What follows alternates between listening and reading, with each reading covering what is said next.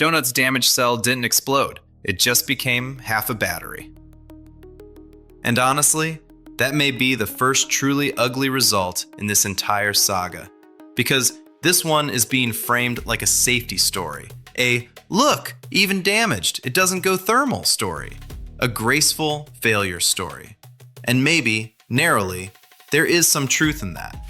But the more I look at this test, the more I feel that familiar donut frustration creeping back in. Every time I think I'm about to get the answer, I get another carefully chosen piece of the puzzle instead. This test answers a question I wasn't really asking and dodges the one I was. Because when most people hear safety test, they picture puncture, crush, nail penetration, short circuit, overcharge, thermal abuse. You know, the adult stuff. That is not what this was. This was a very specific damaged cell demonstration. Earlier, the same cell lost its vacuum in the 100 degrees Celsius test. Then, VTT took that already damaged cell and hard cycled it at 5 degrees Celsius to see whether it remained functional under stress. That is a much narrower question than, is this battery safe? And calling it a safety test feels generous. Useful? Yes. Interesting? Definitely. But broad proof of battery safety? No. And that's what makes this episode so juicy. Because the result is not cleanly good, and it's not cleanly catastrophic either. It's murkier than that. The cell stayed electrically alive. It didn't turn into a fireball. But after the stress test, it had lost more than half its usable capacity. That may be safer than catastrophic failure. It is not the same thing as confidence. So this video is not fraud or miracle. It's something more annoying and more interesting. What did this test actually show? Why does it make the earlier 100 degrees Celsius story look worse, not better? And why does every new donut update now feel less like resolution and more like another carefully curated clue? Chapter 1. This wasn't the safety test. Let's walk the sequence, because the sequence is everything. This was not a healthy cell living its best life and then wearing out, honestly. This was DL2, a cell that had already lost its vacuum in the earlier 100 degrees Celsius discharge test. That matters because the whole point of this new VTT run was not to ask, how long do healthy donut cells last? It was to ask, after that damage, would the cell remain functional under hard 5C cycling? That is a very different question. The protocol, as your handoff lays it out, was 50 cycles at 5 degrees Celsius using a 0 to 90% state of charge window between 2.7 and 4.3 volts with 5 1C reference cycles before and after, so VTT could compare how badly the cell degraded. And I want to pause on one thing because people will absolutely mangle this online. The battery did not become usable only to 50% SOC. That is not what happened. The test window was 0 to 90% SOC. The result was that the cell's total usable capacity got cut roughly in half. It didn't lose half the charge window, it lost half the battery. That's the line. Before the 5C punishment, the average 1C discharge capacity was 24.689 amp hours. Afterward, it was 11.194 amp hours. That is a 54.66% reduction. That is not some degradation. That is not a bit worse than expected. That is the kind of drop that makes you stop the video, blink twice, and ask what exactly got hurt earlier. And the failure shape is the part I find most interesting. It didn't degrade slowly and politely. It held on for a bit. Then after about 6 5C cycles, capacity started falling hard. And between cycles 12 and 26, it dropped from 22.280 amp hours to 11.082 amp hours. That feels less like normal wear and more like something crossed a threshold. And then the physical state at the end makes it even harder to pretend this was cosmetic. Before, after losing vacuum, the pouch was loose and wrinkled. After this test, it was firm and 17% thicker. That is YouTube gold because you can literally feel the story changing shape in your head. Loose and wrinkled, then hard cycled, then firm and swollen. That does not scream harmless. Chapter 2: How the Cell Fell Apart. So what does that actually mean? Here's the nuance I care about most. I do not think the safest reading is the wrapper broke and that alone caused everything. That's too neat, too lazy. The open pouch may not have been the whole failure. It may have been the first visible sign that the battery had already been hurt. And that is where my curiosity turns into suspicion. Because if this battery is supposed to tolerate serious abuse, why did 100 degrees Celsius already seem to hurt it this badly? That question just sits there like a splinter. Maybe the vacuum loss event was the warning sign. Maybe deeper chemical or mechanical damage was already baked in. Maybe the later 5C cycling simply exposed what had already gone wrong inside. But whatever the exact mechanism was, this new result makes it much harder to treat the earlier vacuum loss event as some cosmetic little footnote. It sure doesn't look cosmetic when the same cell later loses more than half its usable capacity.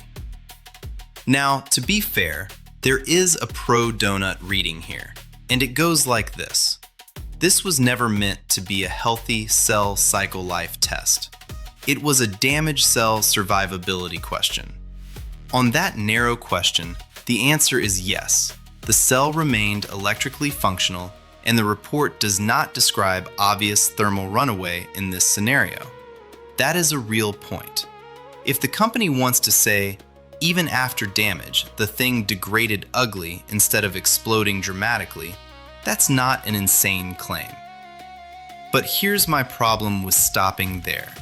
That's not the same as broad safety confidence. That's not the same as abuse robustness.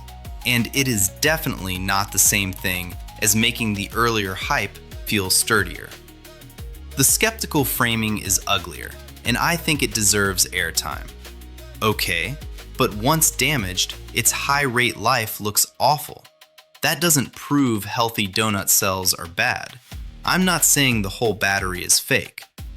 I am saying this makes the battery seem a lot more fragile than the marketing vibe suggests. And that, to me, is the real story.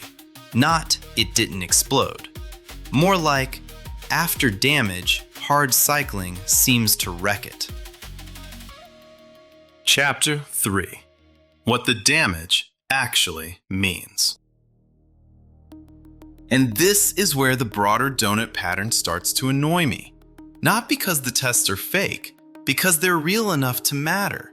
That's what makes them dangerous. Fast charge result, impressive, narrow. High temp result, impressive, but weird. Self-discharge result, useful, but limited. Now this damaged cell safety result. Interesting, but not the kind of safety test most people hear in their heads when you say safety test. Individually, each donut test shows something real. Collectively, they're starting to show a strategy. Prove the most impressive, narrow thing first, and keep the decisive proof just over the horizon. And that is exactly the feeling I keep having with these guys. Okay, I see what you're showing me, but why does every update feel like it carefully avoids the one thing that would actually settle the argument? Maybe I heard the original fast charge claim wrong. Maybe they phrased it loosely, but that's part of the discomfort too. At first, this whole thing sounded like they were saying full charge in 5 minutes. Then it turned into 0 to 80. Then that got fuzzier. And now this new test is another case where the framing sounds bigger than the proof. I'm not accusing them of fraud. I'm saying the proof strategy is starting to look very carefully curated. And they don't seem in any hurry to get to the boring adult data, the stuff that would actually settle whether this is revolutionary or just extremely good demo choreography. Where is the healthy cell cycle life proof? Where is the clear density proof? Where is the broader abuse matrix? Where is the pack-level independent validation that leaves less room for interpretive dance? Every time I think I'm about to get the answer, I get another carefully chosen piece of the puzzle instead. That's the emotional center of this whole episode, because this result is more frustrating than satisfying. Instead of clearing things up, it makes the whole story murkier. The more Donut shows, the more the pattern becomes the story. And right now, the battery doesn't look fake, it looks fragile. Chapter 4. The pattern is starting to look curated. So where does that leave us? Best case, damaged cells fail ugly, but not catastrophically. Healthy cells are much better, and this result ends up being a narrow, post-damage survivability demo that people are overreading. That's possible. Most likely, the vacuum loss event is a serious weakness marker, but not necessarily a death sentence for the whole technology. In that version, the cell chemistry may still have real strengths, but the earlier 100 degrees Celsius survive narrative was a lot less impressive than it sounded because visible damage was already telling on it.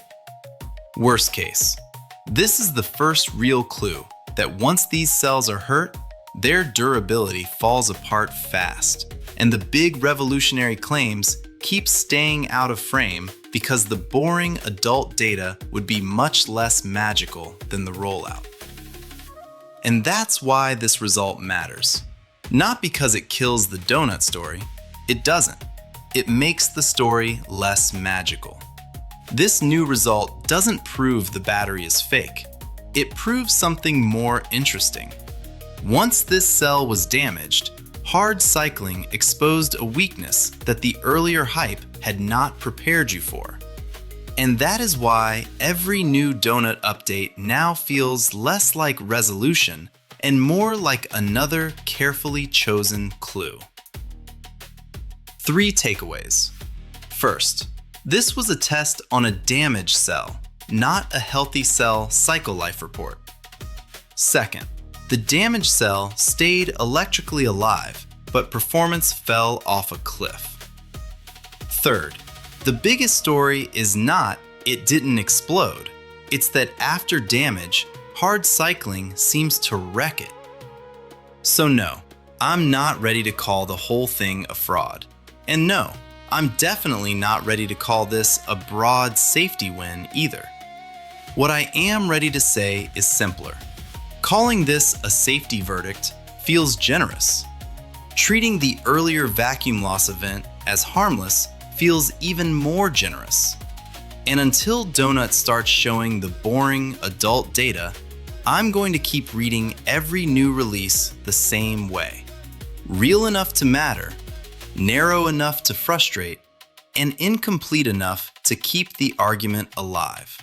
Signal over hype. Subscribe to join the expedition.